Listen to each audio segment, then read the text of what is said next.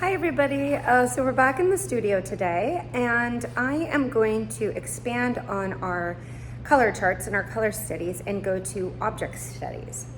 So there'll be two demos. There'll be I'm gonna do one on panel and then I'm gonna do one on paper. I'm gonna use oil paint.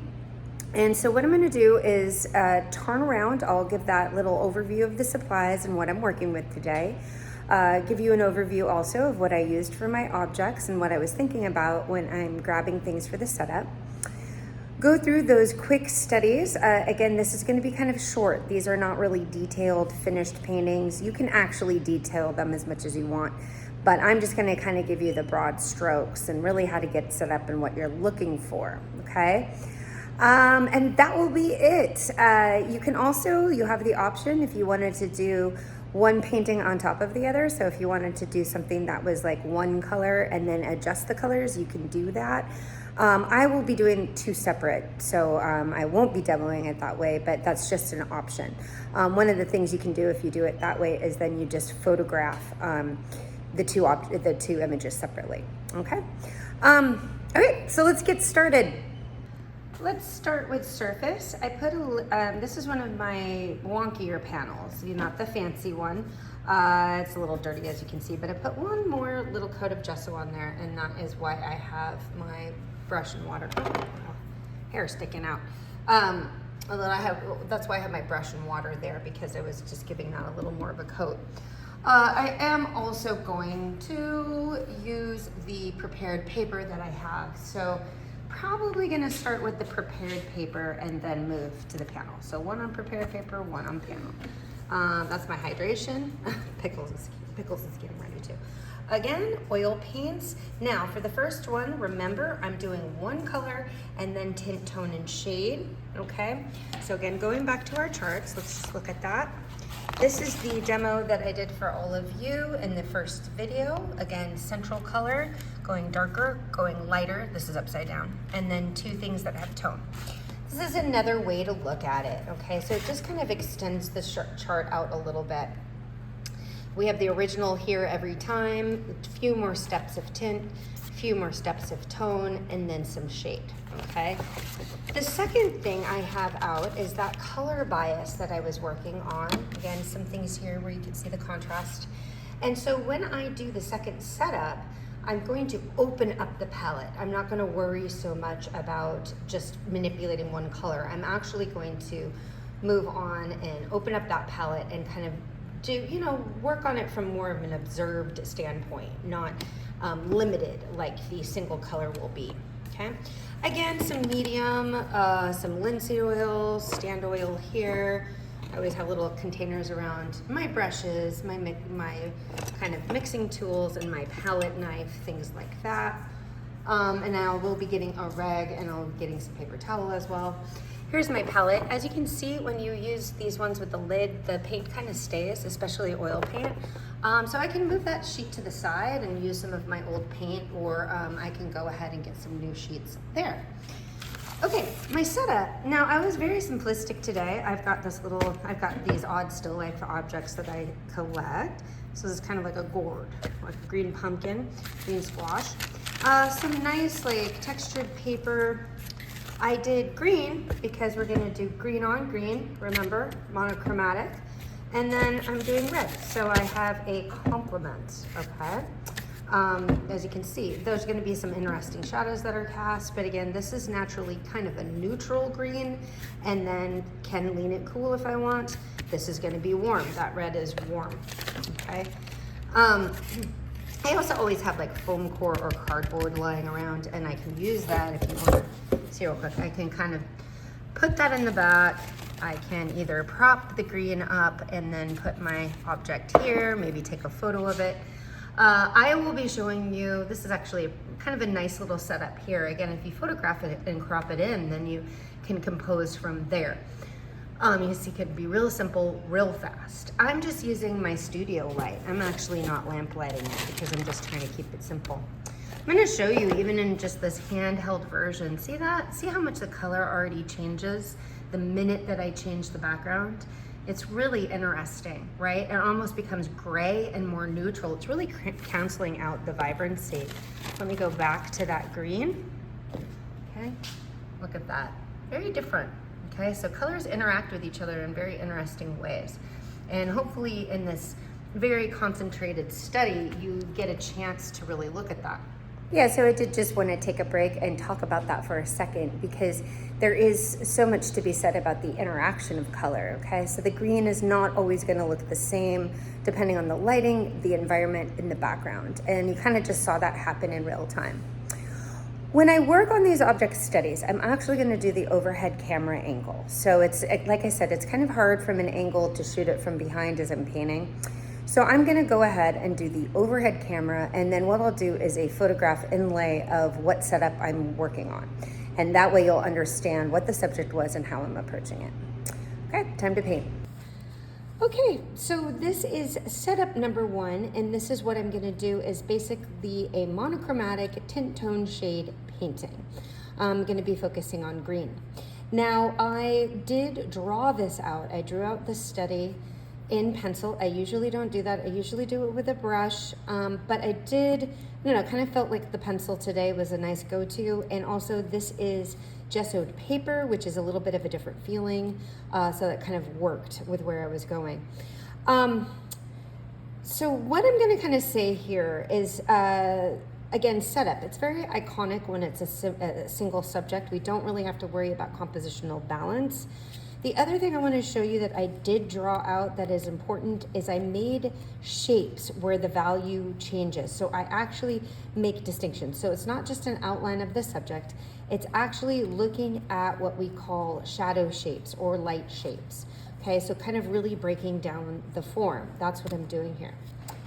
Okay, as far as my palette is concerned, I have phthalo green, some white, and some ivory black, and that's going to be to shade. I am also going to, right now, before I get started, just mix 3 core values.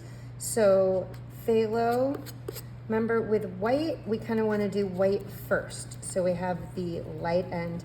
Now again, there's multiple greens in this composition, but I'm not going to pay attention to them. I'm just using one and I'm sticking with it, okay? Let's get a little bit of that black. Now, phthalo green is already dark, so I don't need to really go crazy on that. It's also highly pigmented, okay?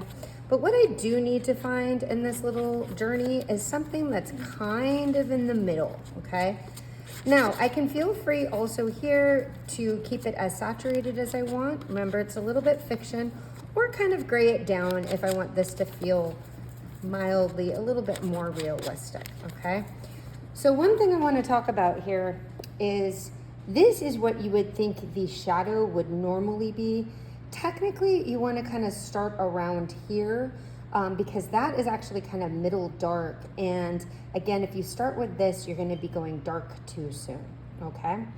So that's what I'm going to do is I'm going to grab a couple brushes, and what you're going to see me do is start to fill in this piece here, kind of mapping and blocking. Okay, what I'm gonna do is put this on a time lapse, and then you can just kind of watch me paint it.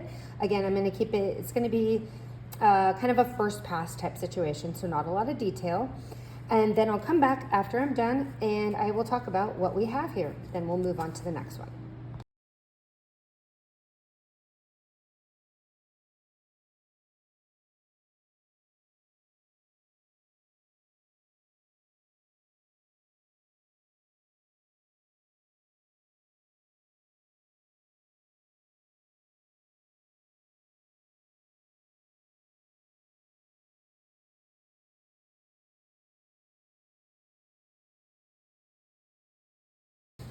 Okay, so let's talk a bit about what we're seeing here. This is just kind of your typical first pass painting. It's monochromatic, okay, so there's certain things that you're kind of fudging as you go along, just for the sake of, keeping the colors, or just working with tint, tone, and shade of a similar color. You can see that this entire thing, it feels like an underpainting. It's very cool. There's certain things that I want to mention here, and just skill sets. So you can see I don't use a lot of outlines. Part of that is because what defines shape is actually edge to edge. So the value here or the edge here, and then being accurate and correct about the value in the shape here is what's going to give you that sense of the shadow. You don't have to draw an outline around this the squash or the pumpkin. You can actually just start to build it as you go, making sure that your shapes are kind of butting up against each other in a correct way. Now you did see I kind of slowed down towards the end there. I have a lot of medium in my piece. As it dries a little bit, then I can kind of go in and fine tune some things that I want to fine tune. You can always leave things as a loose study too. And sometimes I get in with my finger and blur things where they need to be done, so on and so forth. But this is kind of good for that quick first pass. Again, edges are important. The one thing I like about working on these monochromatic studies is it really does force you to think about value. And, for example, in this area here, there's just so many values that are really close, which is challenging. If you were trying to match the color, you would think that there were more differences. Here, I'm going to bring this up a little bit. But they're really not. The top of this and the whole they're two different colors, but the top of the gourd in the tablecloth itself are actually pretty much the same value. It's hard to see because they're different colors, but you can make that mistake and paint that incorrectly if you're not really, squinting or just even seeing it correctly. So it's a good exercise. It really challenges you to look at color and value at the same time and just really evaluate value. Okay, I'll put this one to the side. Again, if you're working on this exercise, you can go about this far or a little bit farther if you want. Remember, it's a quick study.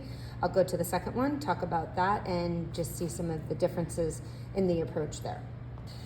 So on to painting number 2.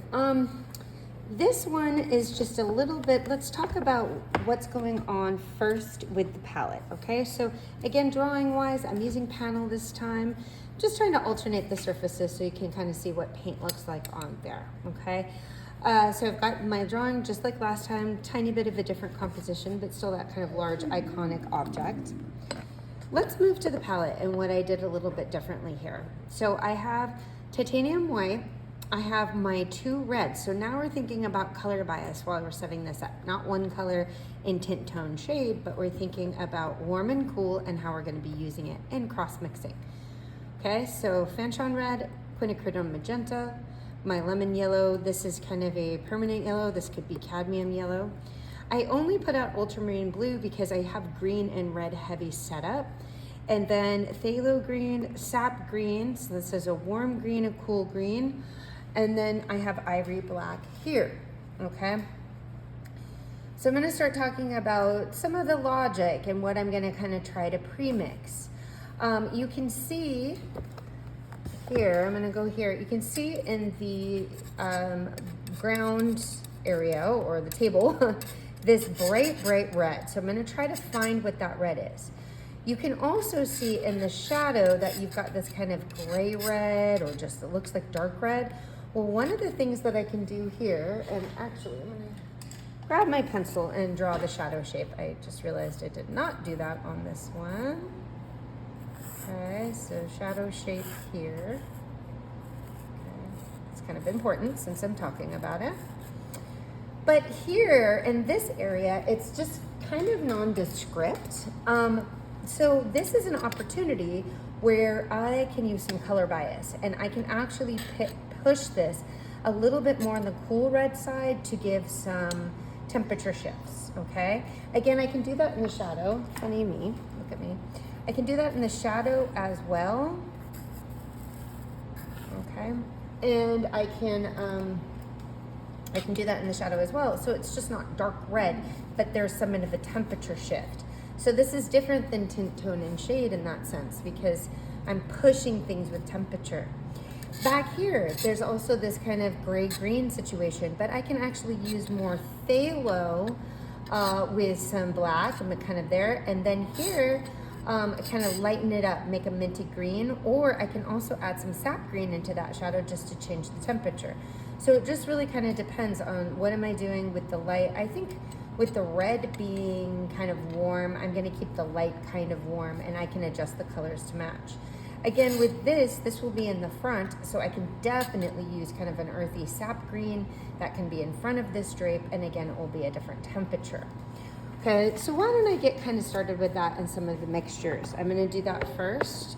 So let's get that, really it's kind of a direct, that table is almost this red with not many adjustments. I'm gonna get out the quinacridone, okay, and kind of make a mix there that I can use in the darks, and actually add black to this one, not the Fanchon, okay? So this is what I'm gonna use for my shadow. So that you can see already that I have pretty much the table and the shadow kind of figured out right here. Pickles is cheering me on over there. Let's kind of play with the face of the gourd. I'm gonna use some sap green, like I said, like a warm green, okay? And then this is a warm green. So one of the things that I could do, I can add a little bit of black to kind of dye it down. I can actually add a little bit of this kind of even lemon yellow to kind of brighten it up a little bit.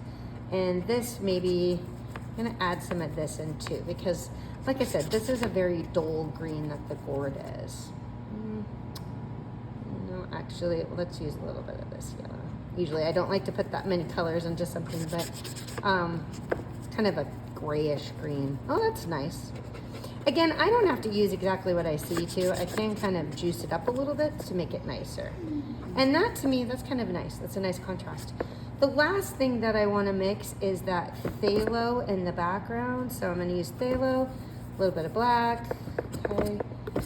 And then I am gonna use, it's okay if I have a little bit of black in the phthalo that's on the light side, because phthalo is very highly pigmented and kind of always needs to be dyed down a little bit. So adding a little black to that actually won't be bad. It kind of grays it down. I'm actually adding a little bit more, as you can see. I'm making it really a gray green. Okay. It's gonna show up still pretty bright on this canvas. Okay, so you can kind of see there, those are my base colors. I have the table, some shadows on the gourd, I have the drape, the color in the back, I have the color of the gourd. Oh, the last thing I have is that kind of gold situation. I'm just gonna kind of rough that in today, and I'm also going to lean it mildly. Oops, no, that's not what I wanted to do. Let's put that to the side. A little too much. So more of that either cadmium or permanent yellow, whatever it is you might have. Tiny bit of green in that. The reason I'm leaning it green for now is because I just don't want so many colors. Oop. I do keep on greening that down too much, don't I? Okay. So there we go. And then I can actually use some quinacridone magenta in that. That's kind of for the cone. I'm adding a little black to that too, because I don't want it to be so bright. Okay, I'm gonna move this to the side. And for now, I'm not gonna time lapse it right now because I wanna talk about what I'm doing.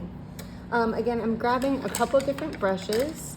This is really direct painting. When I direct paint, I try to go towards the middle first a little bit as far as middle values are concerned. And oddly enough, it's this real saturated red situation. My brushes aren't as clean as they should be, but that's okay. It's really the saturated red that's the middle value, okay? Remember, red is a middle value. Now, I don't love going towards saturated color first. I kind of like to build to it. But again, this is kind of in the middle, and I feel like establishing this is kind of necessary for the rest of the piece. So if I don't get this going, then for those of you, if you don't have Naphthol or Fanchon red, you can use cadmium, that's fine. Cadmium is pretty close. Okay. So I'm kind of just laying this down a little bit to get a feel for it. Now I kind of paint things flatly first, and then I move in with, I kind of block areas. And then I kind of move in with more local color. So this is, first pass, it's more relative color, maybe not as much local color at the moment. Okay, so this is an interesting moment here where the the shadow is, because it's kind of a lighter version. In this particular section, I'm gonna kind of dirty brush because it's not that much different than the red on the table, as you can see. So I don't want to make a huge shift here. I'm just gonna let it be a dirty brush. Kind of put that in there. So you'll hear me say dirty brush on occasion. That means I did not shift my colors cleanly or clean my brush. And sometimes that's okay, because you're really just doing a small variation of a color. You're not really changing the whole color. Okay, so you can see in that shadow, that's pretty nice. It's actually kind of a nice subtle shift. And this is something you want to do sometimes. I put a little red back in it because there is like a reflective shadow. Okay, technically I can kind of also bring it up here, okay? So see how I'm doing that? I've got this funky thing where I'm actually putting a red-ish shadow on a green object. Now I'm just testing the waters with it right now. Okay, just kind of seeing where it goes. I probably want to kind of come in with the green too, so I just don't have, so I can see where everything relates. Okay, and then down here, this is definitely darker. I haven't really switched my brush on this one, but that's okay. Now remember, I can put green into the quinacridone magenta, and I can kind of make a gray that way. So if I'm gonna do that, I'm gonna put the phthalo in, again, because it's highly pigmented. I'm doing this way over here. So if you can't see it, I'm telling you what I'm doing. So that quinacridone. Now again, the shadow on this side is just more pronounced. So I'm gonna basically articulate that. Okay. And go back in with the red. You can see it's just really helpful too with that red. And if I put it down in its full saturation, I don't run into you don't want to put any weight in it because it's not a white color. Now I can put it in spots. Oh, I'm sorry, I got a little paint on my nose. But I can put it in spots, but you always look for opportunities where you can just really use pure color, and that is one of them. So I took advantage of it. Okay, let's go on to the body of the gourd here. That would be this color. First test it out, and I see how it looks relative to everything else. It's a little bit brighter than the subject, so that means I'm going to actually put some more yellow into my mixture. Again, I'm over here, kind of in the corner, you can see it. And I'm gonna add some black to that. Okay, and I'm actually gonna add some white back into it because the value is just a little lighter than I have. Okay, so I'm just gonna dull it down a little bit. I don't wanna dull it down a ton because that color is not that pretty. Okay, but I do kind of still, I want to, sometimes I change things a little bit because the color is like, ew, okay. So I kind of want something that's in the ballpark, but a little brighter. It's like this weird, call it kind of almost a, neutral or an army green or something like that. So that's just not, I can make something a little prettier than that. I do sometimes, I will add some yellow back, and I don't really see it, but maybe baby bits, but sometimes I kind of fudge because I want a little bit more excitement in the piece. Okay. I am going to switch out my brush for the darker area. So now when you're dealing with the shadows, you actually kind of cross mixing into the red at this point. Okay.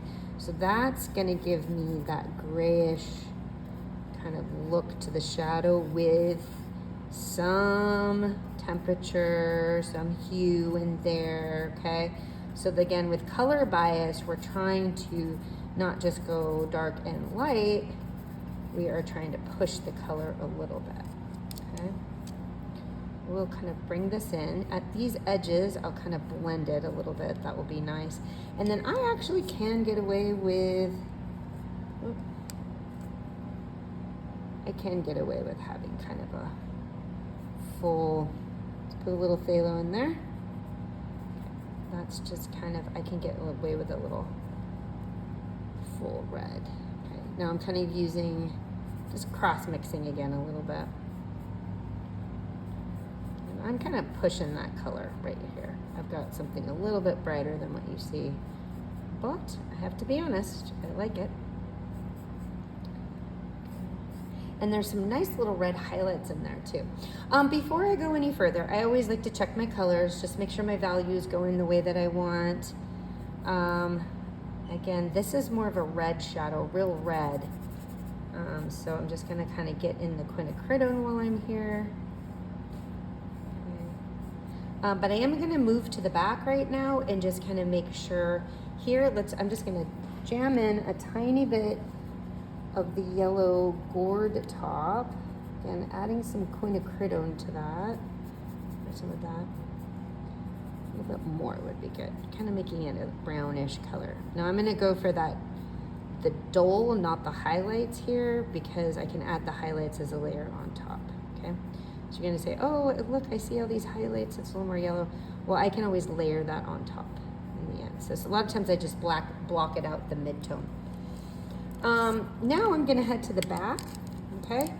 And just make sure, again, double check. So if these values might be a little bit on the dark side. I'm kind of noticing that, okay? So let me pull out my quinacridone that I'm using. Let me see, I'll just cross mix a tiny bit of that sap green. Okay, put that a little bit in there. Again, I'm just trying to tie colors together. And actually, I might just need to make it like that because I feel like it's a little bit on the dark side. So I need to kind of move that up. And the reason I say that is because the minute I go in the back here, that's a very dark area behind, and I don't want to get a situation where I have to do too much contrast. Okay, so I'm using phthalo, I'm using a little bit of black, and I'm putting a tiny bit of white in that as well because it's not the blackest black. Okay, something like that. Again, keying up the colors. So for this study, don't be afraid to push the color a little bit. Okay. Now again, I can cross mix some quinacridone magenta in that. Remember, red is a complement and will make things gray.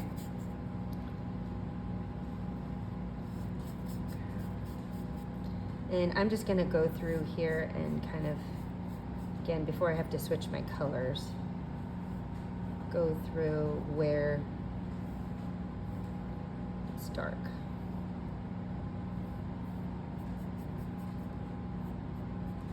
Okay, I like these flat brushes because you can get a nice clean edge.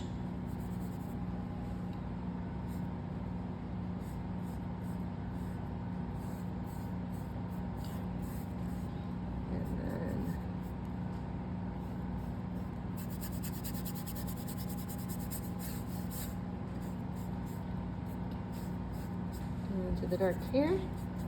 Again, I'm not time-lapsing this one because I want to talk you through it a little bit more. This one's a little trickier. Okay, and switch over, grab a different brush. You can see how many brushes I have right now. I'm going to grab a different brush, and I'm going to kind of work in that light shape. But I'm not scared right now to kind of, again, blend into the darker areas because I don't want it to be too harsh. Okay. Pickles.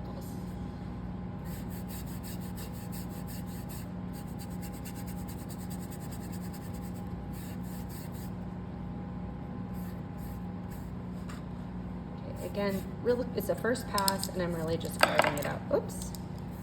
A lot of brushes, so I kind of did that. And I'm going to go ahead and clean that up. Okay, so while I'm actually with this one, I am going to, you can see there's kind of these red highlights that are nice. Might have to grab some white. Might have to wipe it out too. But for now, no, that works. I just grabbed the babyest bit of white and I'm kind of going in here. It's a highlight that's coming from the table paper or the tablecloth. It's real pretty. Okay, so that's again why you like really want to articulate reflective color. That in right now, loose, okay? Because again, as you move through this, you can kind of clean it up a little bit. I'm gonna go back to the upper part of the gourd. So it seems to me like this is pretty good, okay? Now my gourd color is a little brighter than, it's a little brighter than the original, but I honestly kind of like it better. And as I'm mixing that, you know, red mixture in, it's kind of, you know, it's kind of doling it down as it goes, so it's not too. Again, this, like the last one, is where I kind of go into these middle areas, maybe make something a little bit of a neutral passage there. Okay. Like that. But like, again, can't stress enough, this was a color one, okay? So you're really pushing color here. Don't be afraid to do that, okay? Don't try to, the other one's tint, tone, and shade, and you can kind of get away with something much more neutral, but this one you got to see where color takes you. Okay? Let me just get that last little, oops. My brushes are getting dirty. Dirty brushes. Okay. There we go. That one will work. Okay. Put that in there. Add a little more white to it. And then the last thing for this first pass, kind of grab another brush for that, is those little highlights. Those are white. A lot of times, if you've taken my class before, you know I say don't be scared of white. Use white as white. That's something I always say. Okay, so you can use just highlights, white contrast. Don't be scared of doing that. Okay, as long as you haven't put white in everything, then it will show up nicely. Okay. Again, this is kind of a first pass, so I'm not really going too crazy on the details on this one. Let me go ahead and I will also, while I'm at it, add a little bit more of what this gold is going to look like. Okay. Got to work on that a little bit more, but again, I'm kind of looking at, you know, is the contrast working? Are things where they need to be? Does this make sense? Ooh, here's one right here. This shape shouldn't be outlined. It actually needs to butt up against the background a little bit better. Yeah. So sometimes what I do is I put this pass down and then I go back and I kind of I call it bringing things back together, mushing it back together. So if there's too much variation in the stroke or the color shape, I'll go back and I kind of fix it, right, and make it more into a defined area rather than a bunch of brush strokes everywhere. Okay, pretty good for now. Now I'm gonna kind of just real quick look for an opportunity where I can bring the green down so that unifies. I'd let this dry a little bit and then maybe even work. There's some certain drawing issues. Let's say there's certain you know, if I have to draw this a little bit more. Because when I'm doing the first pass, I just kind of allow the paint to get on there and then kind of work out the details later. Okay, so that's again just a real quick first pass of the color bias. Remember, try to push the color. Let me move that a little straight. Try to push the color on this one. You don't have to be too literal. So if you see a color that's a little dull, you can amp it up. So once again, that's all for today. Again, you can see I'm a mess. I think I got the red off my face, so that's good. Let me know if you have any questions. You can comment on the YouTube video, or you can also, when this is in Canvas, you can comment on the announcements. Remember, one study is kind of tint, tone, shade, so monochromatic. The other one, don't be afraid to push the color bias. Okay, see you soon.